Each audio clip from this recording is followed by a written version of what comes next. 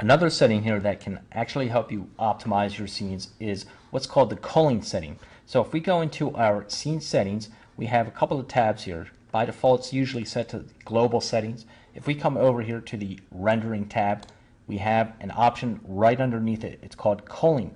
Generally, this should be active by default.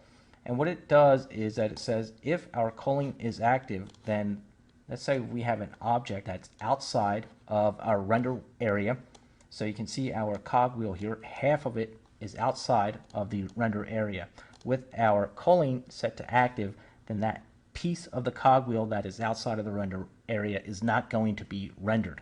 However, if we turn the culling inactive, then the area outside of this cogwheel is now being rendered. So the whole thing is being rendered. If we want to save on that extra processing power or that rendering time, we just need to make sure the culling is active so that half of the cogwheel is only being rendered.